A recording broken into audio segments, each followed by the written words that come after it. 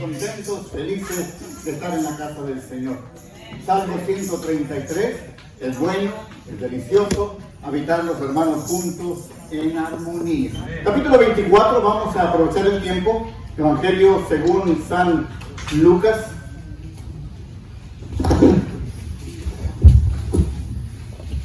Vamos a platicar un rato acerca de algo bien interesante. Si bien no es época, a la mujer te va a decir, pues, ¿qué trae el hermano? ¿Por qué trae este tema? Pero es un tema muy interesante. Prácticamente este tema solamente lo escuchamos una vez al año.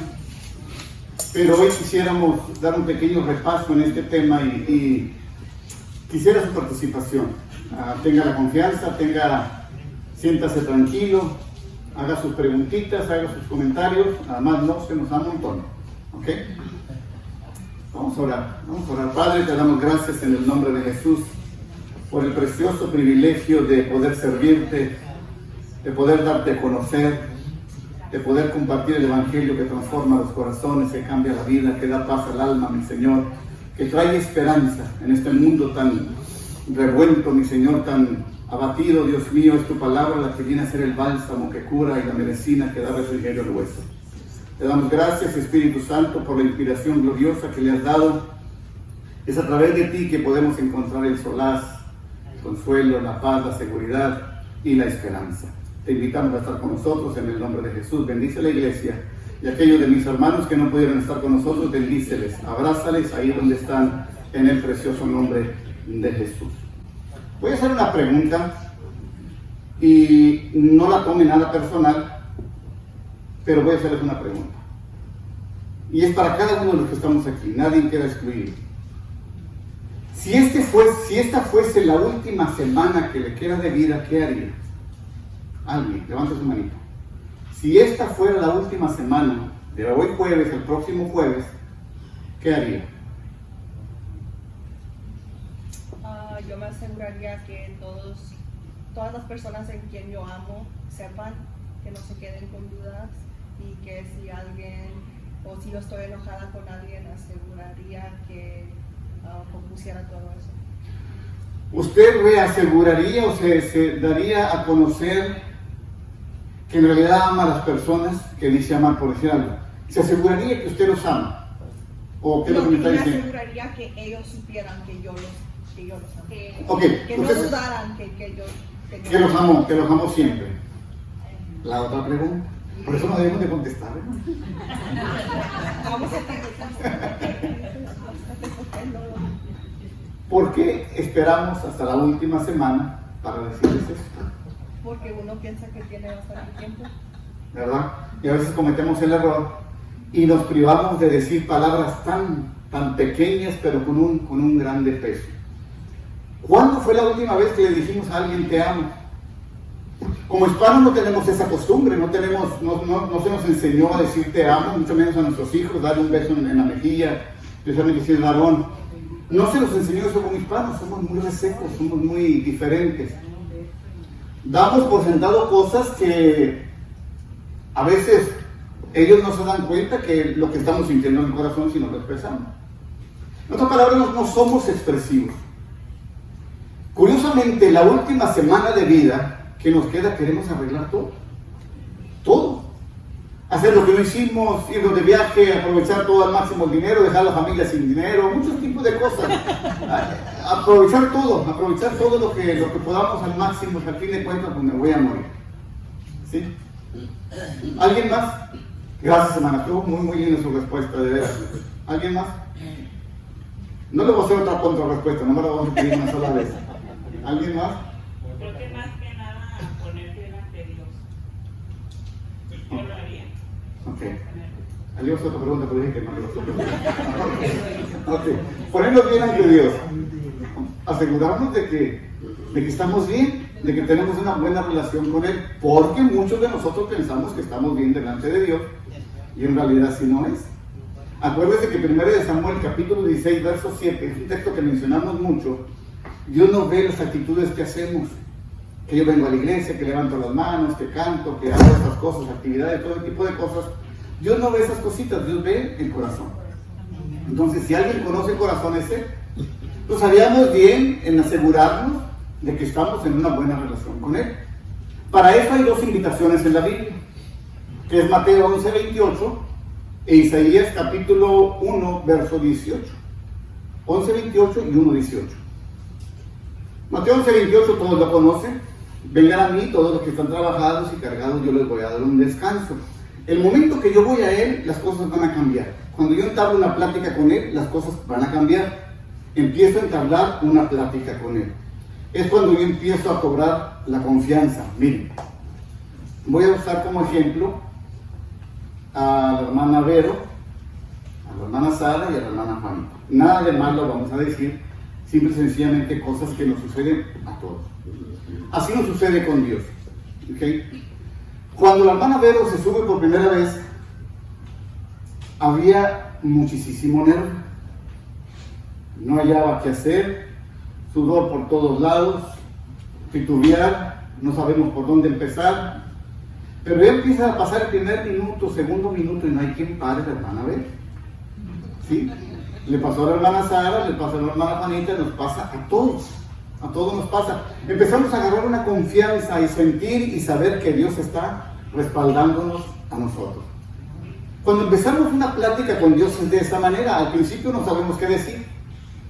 Mencionamos las cosas que por rutina mencionamos, empezamos a decir las cosas que por rutina le decimos, pero en realidad no entablamos una plática con Él. Pero a medida que vamos platicando con Él, entonces nos vamos soltando. Señor, hice esto, pasó esto y lo otro y aquello. Y empezamos a pedirle más cositas y empezar a profundizar y a pedirle más y más y más y más, porque agarramos una confianza. Entonces, lo que la hermana menciona es asegurarnos de que estemos bien con Dios. Una última, alguien más, una última. ¿Nadie? Ok. Vamos a repasar o a investigar o a ver la última semana de Jesús aquí en la tierra. Está bien interesante, hermano. Está bien interesante lo que Jesús hizo. Vaya conmigo al capítulo 12, verso 1, Evangelio según San Juan.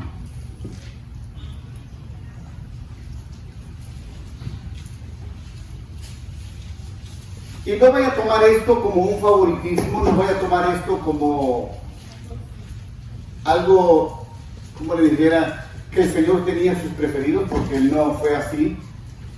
Pero 6 antes de la Pascua, dice el capítulo 12 del Evangelio según San Juan, Jesús fue a visitar a unos amigos muy íntimos que tenía. Eran 2 hermanas y una hermana. Era Marta, María y Lázaro. Y dice Juan en su plática que Jesús se dirige a la casa de ellos porque quería pasar un tiempo con sus amigos. ¿Sí? Imagínense nosotros que nos den la noticia, oye, te queda una semana de vida, cualquier sea la situación. ¿Cuántos pensamos en nuestros amigos? Voy a ir a visitar a mis amigos, voy a platicar con ellos, a pasar un buen tiempo con ellos. Quizás a animarles, quizás a decirles que todo va a estar bien conmigo, que estoy bien. Y poder estar con ellos y pasar un buen tiempo con ellos. Dice la Escritura que no solamente Jesús fue ahí, no solamente lo recibieron, pero Marta, María y Lázaro le hicieron una cena al Señor.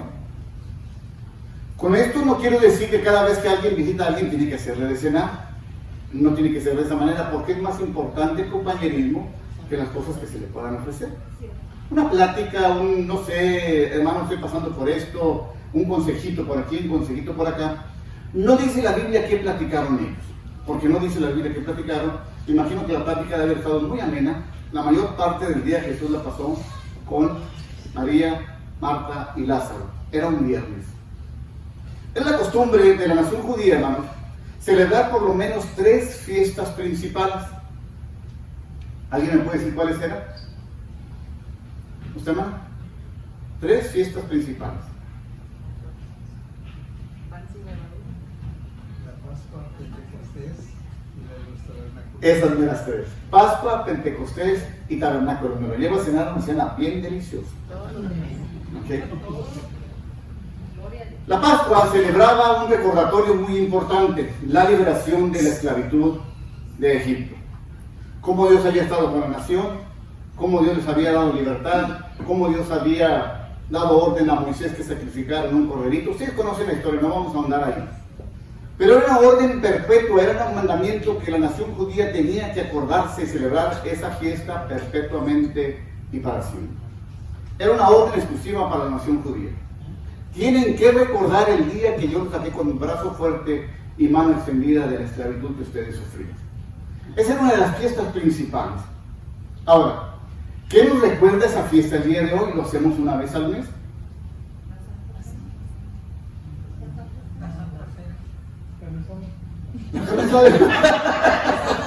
La carne asada, hermano. Pues algo era sana, ¿de qué está basada en realidad? ¿Por qué la Santa Cena? Díganme, ¿por qué la Santa Cena? Para recordar ese. ¿Qué es lo que hacemos en la Santa Cena? ¿Qué recordamos durante la Santa Cena? El sacrificio que el Señor hizo por nosotros.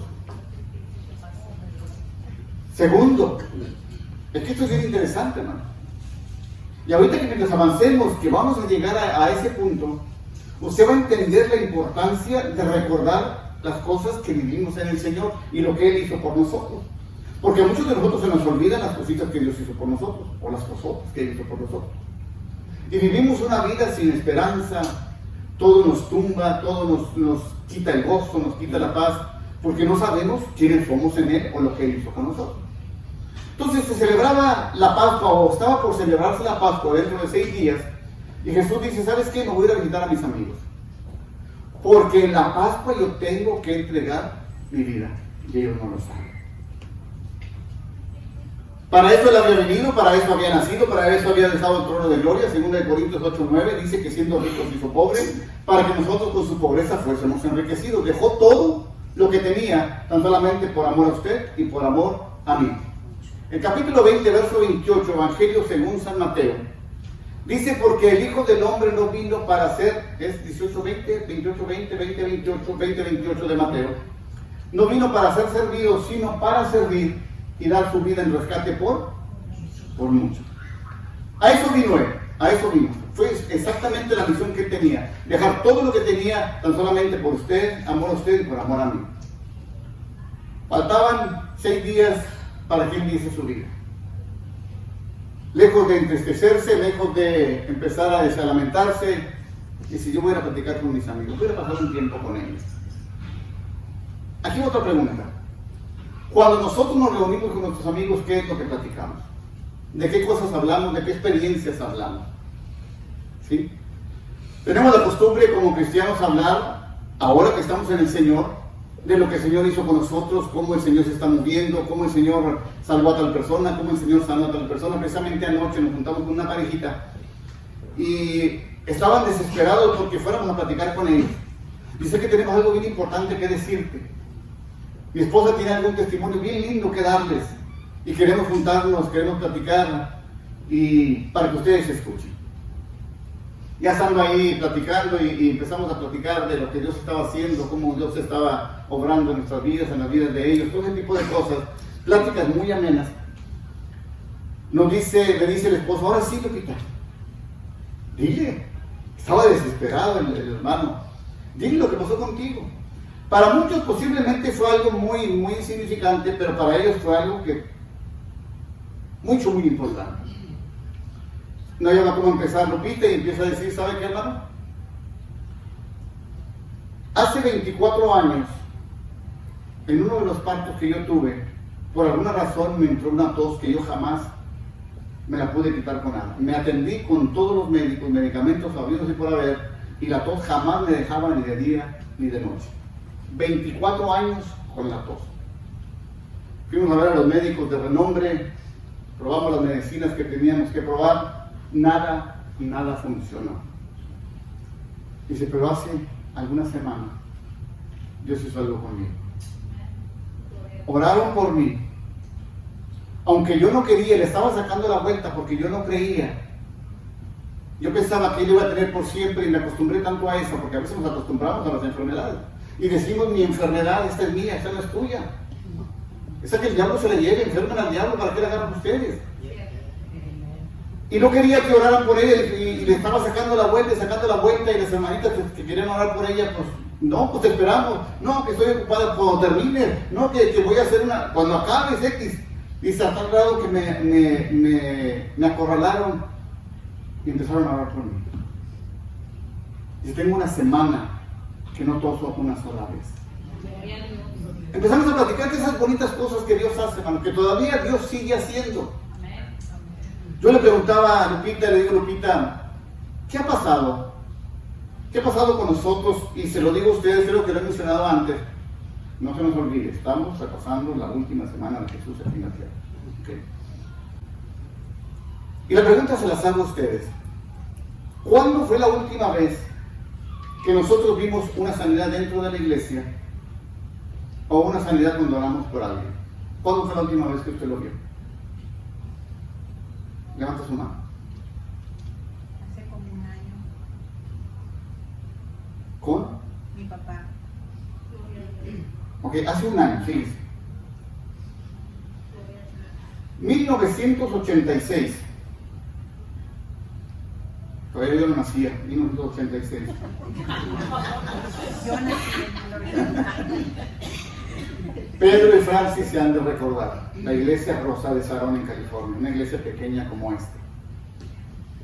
Hermanos, era el pan de cada día. Todos los días de culto había sanidades. Venía gente con problemas demoníacos, la gente quedaba libre. Venía gente con problemas matrimoniales, la gente quedaba restaurada. Venía gente perdida, la gente se salvaba. Eso era de cada culto. Nos nacimos en ese tipo de iglesias, donde las maravillas de Dios se dejaban ver constantemente. Es más, nos acostumbramos tanto a eso, que cuando no pasaba decimos, algo está pasando aquí. Algo está pasando aquí. Porque todas esas cosas son bíblicas, son reales, hermano.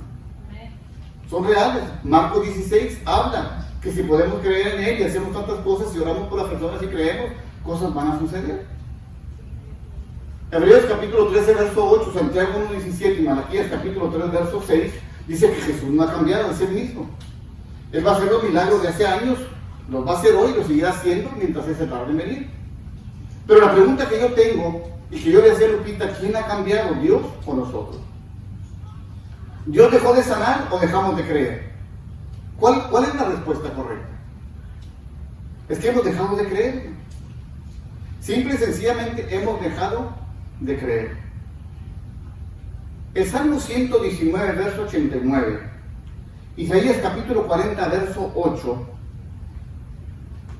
dice que la palabra del Señor permanece para siempre.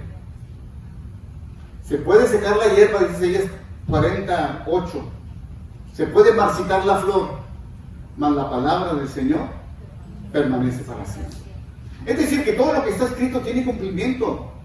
No deja de cumplirse, no deja de ser una verdad, no deja de ser cierto. El problema que nosotros hemos dejado de creer. Y yo me pregunto y me puse a hacer conjeturas. La Biblia no enseña, no sé de qué platicaron todo ese día Lázaro, María, Marta y Jesús. Imagínense la plática tan amena que han de haber tenido. Después de la cena, platicaron y siguieron adelante. Toca el día sábado. Otro día muy temprano por la mañana. No había ningún tipo de actividad. Los sábados no se podía hacer nada. El capítulo 20, libro de Éxodo, y capítulo 5, libro de Deuteronomio, usted va a encontrar los 10 mandamientos. Creo que es el cuarto mandamiento donde dice que debemos guardar el día de reposo. O se le dijo a la nación que guardaran el día de reposo. Nada deberían de hacer, simplemente dedicar el día para honrar al Señor. Solo que ese sábado no se hizo nada. Se cree que era una costumbre de Jesús los sábados visitar a los amigos más cercanos. Posiblemente estuvo con los discípulos, posiblemente estuvo con su mamá. No sabemos qué pasó ese sábado, porque la Biblia no enseña, no registra nada. Pero es muy probable que Jesús había estado también platicando con otros de sus amigos. Hermanos, las amistades son bien importantes. Las amistades son bien importantes. Por eso dice, no sé si es Proverbios, el que quiera ser amigo debe mostrarse amigo. ¿Cómo se gana un amigo? O más bien, ¿cómo se pierde un amigo? Descubriendo el chisme. Así se pierden los amigos. Defraudando la confianza que te tienen. se pierden los amigos. Pero ¿cómo se ganan los amigos? Los amigos se ganan preocupándote por ellos, estimándolos, dándoles tu apoyo, dándoles tu confianza, ayudándoles con las necesidades. Se ganan los amigos. Los amigos son bien importantes, hermano. Ese sábado Jesús la pasa con todos sus amigos. Aunque no hicieron nada, pero platicaron. Imagínense, ya le quedaban 5 días. La importancia que Jesús le da a los amigos. ¿Cuántos de los que estamos aquí tenemos amigos? Levanta su mano. Verdaderos amigos. De la infancia, vamos a decir de la infancia. Que nos criamos juntos y que todavía los apreciamos y eran muy selectos, muy selectivos. Me acuerdo en la escuela también. Un grupito muy selecto. Donde para todo nos juntábamos, para todo hacíamos planes, para todos los amigos y era algo muy bonito. Va uno creciendo y por X o por Y vamos perdiendo la comunicación con los amigos y vamos perdiendo ese tipo de confianza. Porque cometemos el error de no continuar con la amistad que antes cultivábamos. Pero las amistades son bien importantes. Las amistades siempre van a ser muy importantes. Llega el día domingo. Capítulo 21, Evangelio según San Mateo. Versos 1 al 11. Narra la historia de lo que sucedió ahí. Jesús iba con los discípulos, iba rumbo a Jerusalén, más bien a la ciudad, al templo, y antes de llegar al Monte de los Olivos, a Betfagé, dice que Jesús le da una orden a dos de sus discípulos, y le dice, vayan a la ciudad de enfrente o a la aldea de enfrente, y van a encontrar ahí un pollino, un asnito, que ninguno ha montado, vayan, desátenlo y tráiganmelo. Esa es la escritura, capítulo 21. 21, 1 al 11. 21, 1 al 11. Y si alguien les dice que qué vas a hacer con él, hay dos versiones, porque todos los evangelios hablan de eso. Díganle, más bien Lucas habla de eso, díganle que el Señor lo necesita. Fueron, encontraron el pollino, se lo trajeron a Jesús. Y dice la escritura que cuando se lo traen, le ponen un manto al asnito, suben a Jesús. Y mientras Jesús se va rumbo al templo, empiezan a aventar mantos en el suelo, ramas de árboles, y empezar a decir, Hosana, el que viene en el nombre del Señor. Aunque le quedaba una semana de vida, o 4 días de vida, él tenía que cumplir las escrituras. Cuando Jesús hace eso, se cumplen 2 escrituras. Zacarías capítulo 9, verso 9, si usted va ahí, usted va a encontrar la principal, que es una de las muchas razones, o más bien la principal razón que muchos de los judíos ortodoxos se están convirtiendo al Señor, porque están descubriendo lo que ahí dice el profeta Zacarías. Y únicamente una persona en la tierra cumplió esa escritura y se llama Jesús de Nazaret. Regocíjate, da voces de júbilo, Sión, porque a ti vendrá el rey manso, humilde, montado sobre un pollino de asna. Era la profecía de Zacarías capítulo 9, verso 9. Y Jesús, al hacer eso, cumple la primera profecía de Zacarías capítulo 9, verso 9. La otra es el Salmo 118, parece que es verso 25 y verso 26. ¿Alguien me lo puede leer, por favor? Salmo 118, verso 25 y verso 26. Oh Jehová, sálvanos ahora, te ruego Jehová que nos hagas prosperar ahora. Bendito que viene en el nombre de Jehová, desde la casa de Jehová. Oh Señor. Bendito el que viene en el nombre de Jehová. Esa es la segunda profecía que el Señor había cumplido cuando se monta al pollino.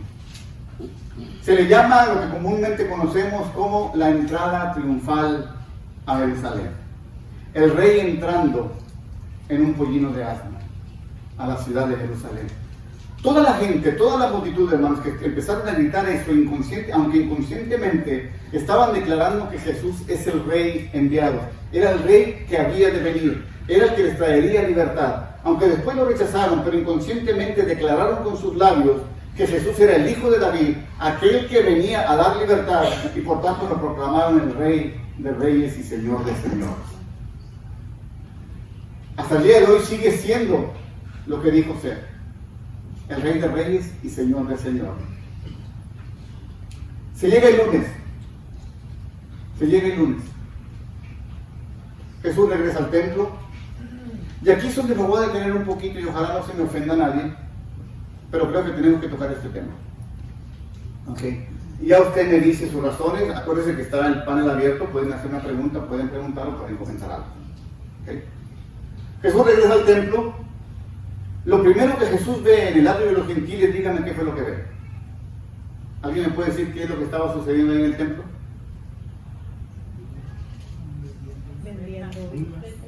Había una pulga, había una pulga en el templo. Había una pulga en el templo. Ese lunes Jesús cumple otras dos de sus profecías.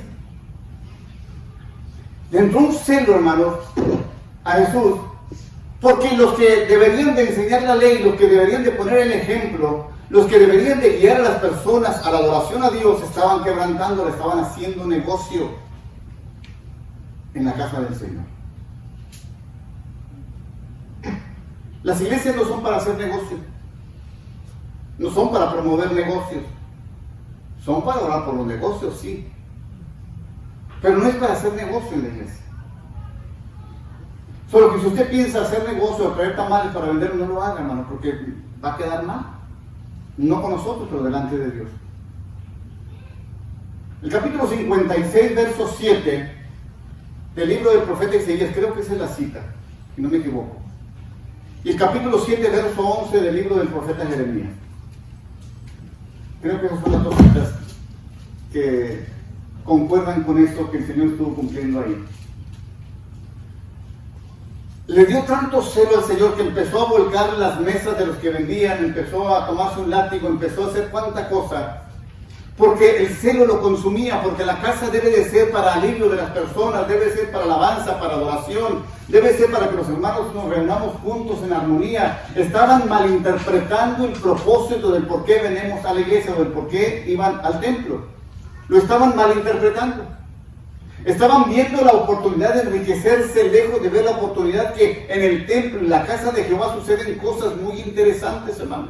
El afligido recibe bendición. El triste recibe alegría, el desconsolado recibe una palabra de esperanza. Es en la casa del Señor que encontramos la fortaleza. Es en la casa del Señor que encontramos lo que el Señor tiene para usted y tiene para mí. Es en la casa del Señor donde nos animamos cada uno al otro, donde encontramos la armonía entre los hermanos.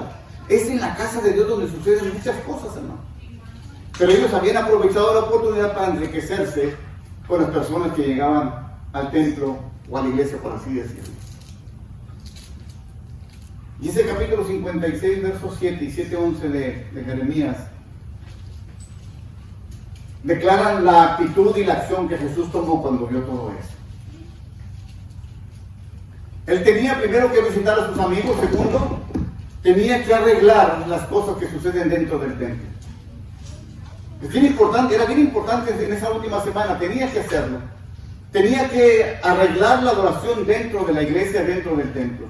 Tenía que darle un mensaje a los líderes eclesiásticos, ya fueran en aquel entonces sacerdotes, lo que usted quiera, pastores el día de hoy, de que en la casa de Dios es para honrarlo, es para glorificarle, es para enaltecerle, es para alabarle y es para que los hermanos juntos en armonía adoremos y le cantemos al Señor.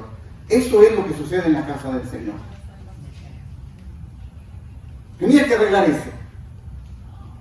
Que empieza a hacer lo que tiene que hacer, y empieza a volcar las mesas y todo, porque el celo lo consumía. Mi casa, casa de oración será llamada. Ustedes, le dijo el Señor, le han hecho prueba del alma. Le han hecho prueba del alma.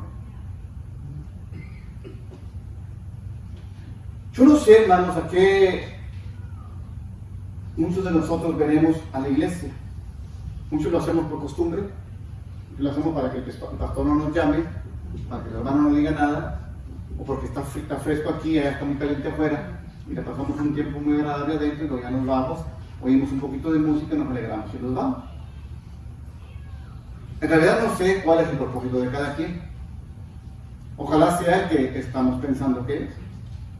Venir juntos los hermanos, en armonía, alabarle, glorificarle y juntos deleitarnos en la palabra. Se llega el martes, hermano.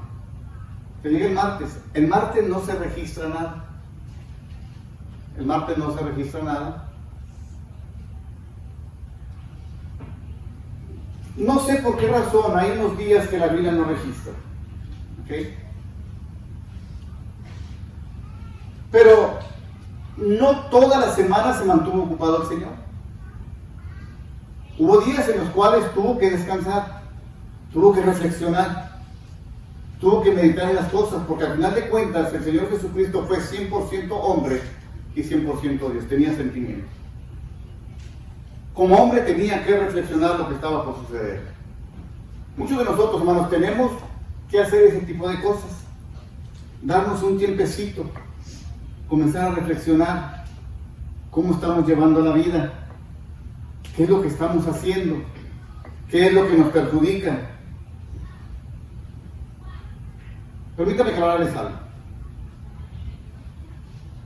Yo dije que el martes no sucedió nada,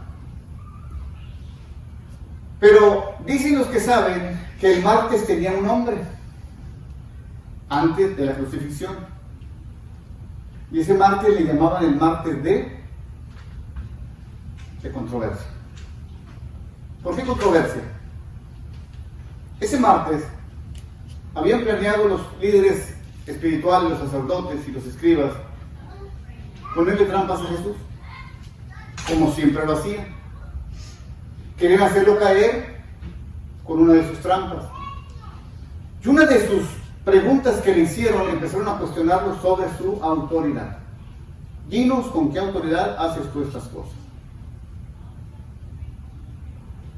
No sé si es el capítulo 21, versos 13 en delante, donde habla de ese tema. Pero empiezan a cuestionar a Jesús. Dinos con qué autoridad tú haces estas cosas. Jesús les reprocha y les vuelve a hacer una contrapregunta. Y les dice Jesús, díganme ustedes y contéstenme esta pregunta que les voy a hacer. Ustedes conocen lo que les dijo, díganme si el bautismo de Juan era de los hombres o era de Dios. Ellos no quisieron contestar, Jesús les dijo, entonces yo tampoco les voy a decir. Pero de lo que parecía un día malo, ese martes, Jesús lo toma en una oportunidad para empezar a enseñar. Se le llama el martes de parábolas, donde Jesús empezó a mencionar todas las parábolas que pudo haber mencionado en ese día. Aprovechó bien el tiempo. Tiempo que nosotros tenemos muy limitado, hermanos, y que tenemos que aprovechar. No quiere decir que yo tengo que salirme y más lo que tengo que hablar es del Evangelio, hablar a los hermanos, a veces apoyar a las personas y empezar, porque creemos que cuando vemos a alguien luego tenemos que saturarlo con escrituras, saturarlo con cosas y a veces lo que hacemos es fastidiar. Pero ser sabios en la forma que platicamos, ser sabios en la forma que conversamos con las personas, que las personas vean la sinceridad de nosotros, que no lo estamos haciendo solamente por quedar bien. Y Jesús aprovechó el tiempo. Ese miércoles que sigue, es el miércoles que no se sucede nada, nada sucede. Era tiempo de reflexión, era tiempo de pensar, era tiempo de ver cómo están las cosas. Tiempo de lo que le esperaba. Bueno, muy pocos de nosotros nos ponemos a reflexionar sobre nuestra vida. ¿Qué ha sido nuestra vida? ¿Cómo fue el día de antes? ¿Cómo es el día de hoy? ¿Qué es lo que nos espera en el futuro? Porque las cosas no están caminando bien, hermano. Aunque la gente dice que todo va a estar mejor, las cosas no van a estar mejor. Las cosas no van caminando bien. Nosotros tenemos una esperanza puesta en el Señor. No la tenemos en el sistema, no la tenemos en el presidente, no la tenemos en nadie, la tenemos en Él. Él es la fortaleza, Él es la esperanza que tenemos. Pero hace falta reflexionar en eso. ¿Cómo estoy viviendo? ¿Qué me falta por hacer? ¿Cómo debo de platicar con mis hijos? ¿Cómo debo de aconsejarles? ¿Qué es lo que me falta por decirles? Es tiempo de reflexión. Todo esto el Señor lo estaba haciendo durante la última semana. Y viene algo bien interesante que es donde empezamos a decir lo que la hermana bendecía. Comparando la Pascua con la Santa Cena. Se llegaría el jueves, hermano. El jueves el día de la última cena. Yo no creo, y no lo he escuchado que alguien lo haya mencionado, pero ese jueves se cumplió un anhelo que el Señor Jesús tenía. Porque Él tenía anhelos, ¿no? Él tenía deseos. Él deseaba que cosas sucedieran. Y uno de los deseos que Él tenía es pasar un día libre, totalmente libre, sin preocupaciones, solamente dedicado a sus discípulos. El capítulo 22, Evangelio según San Lucas, versos 7 en adelante, usted va a encontrar ahí la información que estamos buscando.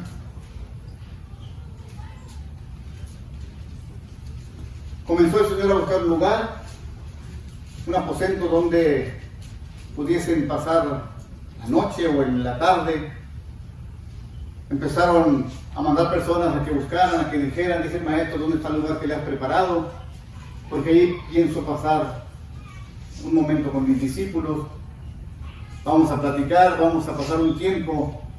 Y en esa escritura usted va a encontrar unas palabritas que el Señor decía, cuánto he anhelado este tiempo para estar con ustedes. Era tiempo de decirle a los discípulos la verdad. Pero tenía que decirle la verdad de una manera que la pudieran entender.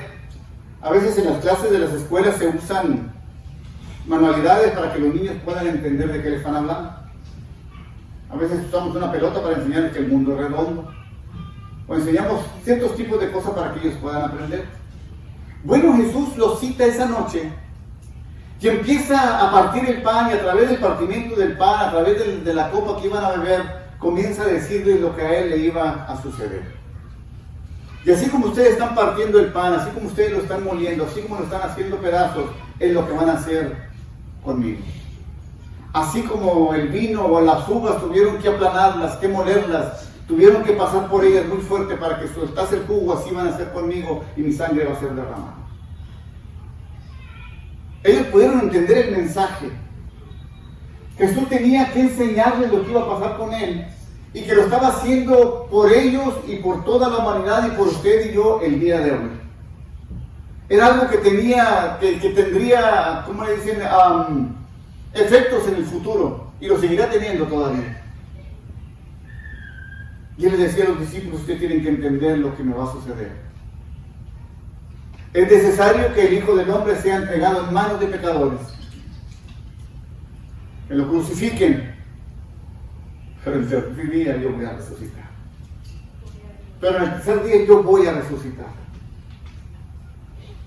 Era una noche de esperanzas, era una noche a lo mejor de tristezas también, era una noche de confesar la verdad de las cosas, era una noche de que ellos supieran lo que iba a suceder con el Maestro. Pero al mismo tiempo era una noche que les estaba brindando confianza, les estaba diciendo que no se preocuparan, que tenía que pasar eso, todo lo que iba a sufrir, pero él iba a vencer victorioso en la cruz del Calvario.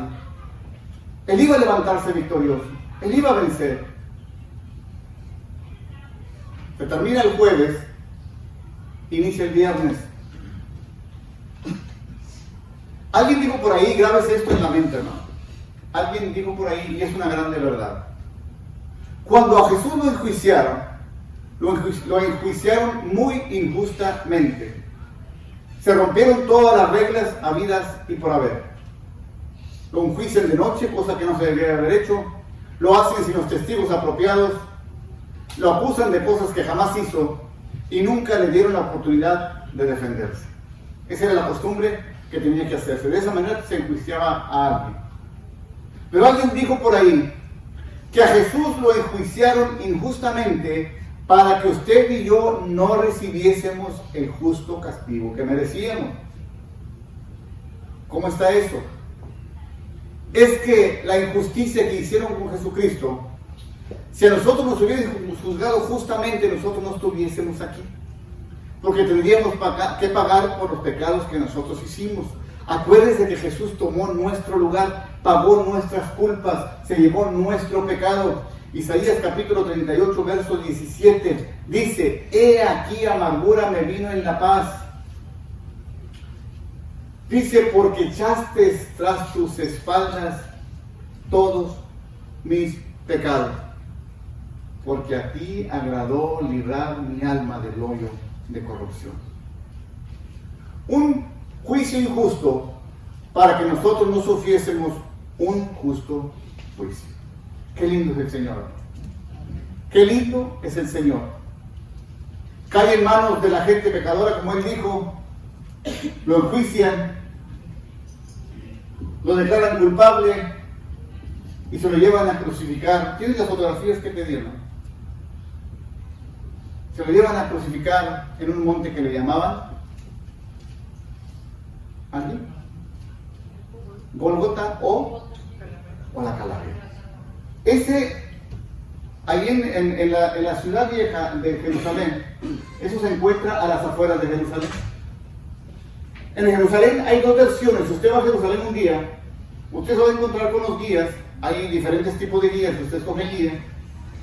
Hay guías muy mentirosos, que son muy mentirosos, que no conocen la escritura y le van a emocionar como ellos quieren emocionar. ¿Okay? Pero si usted se va a las escrituras y antes de ir para allá usted escudriña las escrituras, no hay nadie quien le pique los ojos. ¿Okay? En toda la escritura usted no va a encontrar nunca que a nadie sepultaban dentro de la ciudad. No era válido, no lo permitían y no lo iban a hacer. Una de las fuentes que se escuchan ahí por la iglesia popular es que a Jesús lo sepultaron dentro de la ciudad y le llaman la iglesia del Santo Sepulcro. Estuvimos ahí, nada que ver, porque en esa iglesia del Santo Sepulcro usted va a encontrar, no le miento, de la bocina que hay a esta bocina, usted va a encontrar que ahí lo crucificaron y que aquí lo sepultaron. Nada que ver, nada que ver. La más válida es esta. A este le llaman hoy en día en Jerusalén el Monte de la Calavera, por esa razón. Hasta el día de hoy está como está ahí, como usted la ve. ¿Sí logran ver lo que se ve ahí o no? ¿O ven pura piedra? A ver cómo le haríamos para explicarle ahí, brother. Ok, ahí está, mire. Usted va a ver la naricita acá abajo y los dos ojitos ahí. Y la forma de... No sé si lo logran ver. ¿Sí lo ven? Ok. Ahora se me la más chiquita. Allá arriba fue donde se cree la forma más verídica que sepultaron, que crucificaron a Jesús y a los dos ladrones. Hoy en día allá arriba es un cementerio musulmán. ¿Sí? Cuando usted se baja y se viene por aquí, cuando usted se acerca que está ahí, usted se dirige y se va más o menos como una cuadra, si no estoy equivocado. Y ahora ponme las otras fotitos, brother. Y usted va a entrar, pónmela de este lado, de acá, a ese lugar. Ese lugar, el dueño de ese lugar era José de Arimatea, usted se acuerda, el nombre rico, el cual donó la tumba del Señor Jesucristo. Esa tumba está incrustada dentro de la roca, esa es la roca. Ahorita ya hicieron algo de arriba, pero usted va a encontrar, dale un poquito más para arriba, brother, un poquito más para ahí mero. Allá abajo donde se ve, usted va a ver un canalito. Ese canalito corre de lado a lado hacia allá, donde se cree que la piedra rodaba por ese canalito. ¿Okay? Cuando rodaban la piedra tapaba la entrada a esa tumba. Pero lo interesante de notar en esto es que cuando usted entra ahí, usted va a ver unos balnearios en aquel entonces muy lujosos, que ahorita, si usted lo ve, dice, no, pues esto no era lujoso, pero en aquel tiempo eran balnearios muy lujosos, pertenecientes a una persona adinerada, una persona con dinero. Ok, ahí estamos adentro de la tumba. Adentro de la tumba que usted vio ahorita, usted va a encontrar, estos eran como una tipo camilla, donde cabía exclusivamente un cuerpo. Okay. Ahí recostaron a Jesús, dicen los que saben, y removieron la piedra, pusieron la piedra, taparon la piedra. Hoy en día, usted entra y va a ver eso ahí, pero usted va a ver, cuando usted entra, va a ver un letrero que también, ahí está. Dice, no está aquí, pues ha resucitado. Es decir, el Dios que usted y yo servimos no está muerto, está vivo. Resucitó al tercer día, como le dijo a los discípulos. Me van a entregar en manos de pecadores, me van a crucificar, pero al tercer día yo voy a resucitar. Aquí les va otra, ya vamos para terminar, porque ustedes no se me duermen. Corren historias, 3 de ellas por lo menos, en la ciudad de Jerusalén, que Jesús nunca resucitó, que el cuerpo se lo robaron que el cuerpo lo escondieron los discípulos, o la otra que Jesús nunca en realidad se murió. ¿Okay? Esas son las dos versiones que corren. La primera, que se robaron el cuerpo de Jesús. Al momento que eso hubiese sucedido, las personas que se lo robaron inmediatamente lo hubieran devuelto para demostrar, avergonzar a los discípulos y decir que en realidad Jesús no resucitó. Eso es que si se lo hubieran robado los ladrones. Segundo, si se lo hubieran robado los discípulos, escuche esto, ¿qué razón tendría de que ellos dieran su vida por el Evangelio? ¿Qué razón tendría que ellos pasasen tantos sufrimientos a tal grado de dar su vida por Jesucristo, por las enseñanzas de Jesús, si ellos mismos se robaron el cuerpo? ¿Qué razón tendría de que ellos se gastasen todo el tiempo en escribir lo que usted y yo tenemos en la mano? De que Lucas se fuese con el apóstol Pablo a sufrir allá en los diferentes lugares, y el apóstol Pablo sufriendo azotes, todos fuesen decapitados o crucificados boca abajo, lo que usted quiera. ¿Qué razón tendría dar la vida por una mentira? No tiene sentido. No tiene sentido. Es decir, que Jesús en realidad resucitó, hermano. Las pruebas están, la tumba está vacía, y es la única tumba en toda la tierra que está vacía.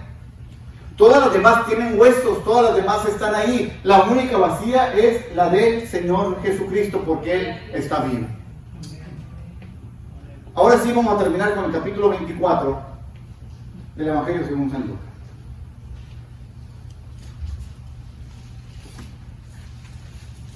Muy temprano por la mañana, el domingo por la mañana, dicho sea de paso que ese sábado que Jesús lo sepultan el viernes, antes del día de reposo, que antes de las 6 de la tarde, Jesús se pasa todo el sábado en la tumba, no hay actividad, no hay nada, y muy temprano por la mañana vienen unas mujeres trayendo unas especies aromáticas que ellas habían preparado. Mi pregunta para usted, yo me la hice y no descubrí ninguna respuesta, es: ¿para qué le traían especias aromáticas a Jesús el domingo por la mañana? ¿Alguien me puede decir? ¿Alguien me puede decir? Era la costumbre que le llevaran especies aromáticas a los difuntos, se las pusiese encima, porque antes los envolvían en un sudario Para que no oliera. para que no olieran. ¿Okay? Ellas venían con esa intención. Prepararon especies aromáticas, las traían muy temprano por la mañana para ponérselas a Jesús.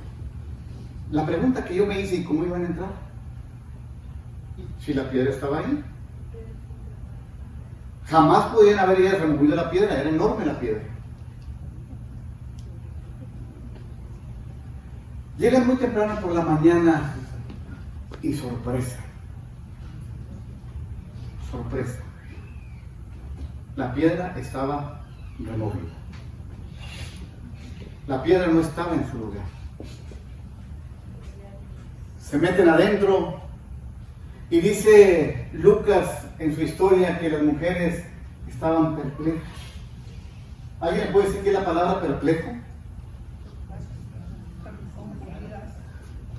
Como que Incrédulas que no. Anonadado. la palabra anonadado y perpleja, más que la palabra más poco, más arriba, anonadado, que quiere decir exactamente lo mismo, así con los ojos así. ¿Pero cómo? No es posible. Atónitos. Era una sorpresa tal que no se esperaban, ellas se esperaban encontrar el cuerpo de Jesús ahí, pero Jesús no estaba. Y mientras ellas estaban ahí, dice que se le aparecieron dos figuras o dos varones con vestiduras resplandecientes, y ellas al verlos dice que bajaron su rostro a tierra y tuvieron miedo. ¿Cuántos de nosotros tenemos miedo a acercarnos a Dios, hermano? Porque dice Apocalipsis capítulo 4 verso 8 que Él es 3 veces santo. ¿Y cómo es posible que un hombre pecador como yo me acerque a un Dios tan santo como Él? Y se nos ha enseñado que como Él es Dios, es santo, nadie se le puede acercar.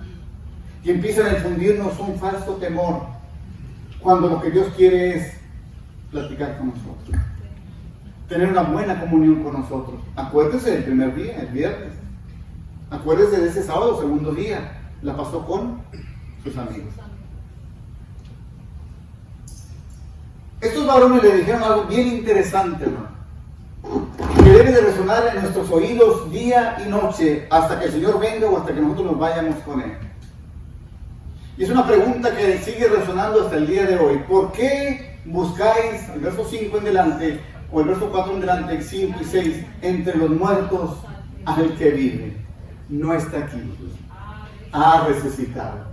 Y ese es el mensaje, esa es la esperanza que tenemos, eso es lo que nos mantiene vivos, nos mantiene sirviéndole, aunque suframos penalidad, aunque se burlen de nosotros, sabemos en quién he creído y Él está vivo el día de hoy. Ayer estuvimos en un velorio. Y en ese velorio se predicó un Cristo muerto. Nosotros creemos en un Cristo vivo, que esa es la grande diferencia. No está aquí, pues ha resucitado. Y las palabras que deben de resonar enseguida de esas son: acuérdense de lo que Él nos dijo en la palabra. Acuérdense, que no se les olvide.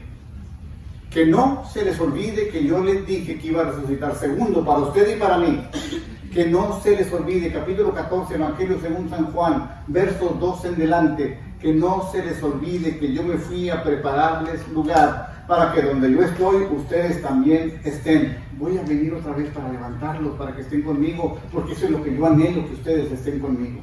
Que no se les olvide, que no se les olvide. Dice la Biblia, terminando, que estas mujeres comenzaron a acordarse. Y una vez que se acordaron, hermanos, ese temor, esa perplejidad, ese anonadamiento se les quitó. Cuando nosotros tengamos problemas y vengan las malas noticias y nos acordamos de lo que Él nos dijo, las cosas van a ser diferentes. Cuando las cosas parezcan oscuras, parezcan negras, acuérdese de las promesas que usted tiene en la palabra del Señor y las cosas van a ser diferentes. Cuando estas mujeres se acordaron, ¿qué fue lo que hicieron enseguida? Cosa que nosotros debemos de hacer. Se fueron a dar la noticia de que Cristo está vivo el día de hoy. Hermanos, hoy platicamos muy diferente, pero quiero decirles, hermanos, que allá afuera hay mucha gente que necesita escuchar lo que ustedes dicen. Necesitan escuchar que Jesús está vivo. Que sigue estando en el asunto o en el business, como dice un americano, de traer sanidad al corazón, de traer salvación a la persona, de sanar heridas, de confortar corazones, de traer esperanza y más que todo que lo conozcan para darle vida eterna. Allá afuera hay tanta gente así. Nosotros tenemos que dar la noticia, pero no podemos dar la noticia si no nos acordamos lo que Él nos dijo. San Juan 14, 26 dice que el Espíritu Santo nos va a recordar las cosas que están escritas. Es su deber y el mío escudriñar las Escrituras para que podamos recordar. Vamos a ponernos de pie, pero pensemos en eso, hermano. Si tuviésemos una semana de vida, ¿qué haríamos? ¿La aprovecharíamos bien? ¿Nos encerraríamos a lamentar? ¿Le echaríamos la culpa a alguien? ¿O cuestionaríamos a Dios por lo que nos está sucediendo? La respuesta usted la tiene para usted. Padre, en esta hora, en el nombre de Jesús, te damos gracias por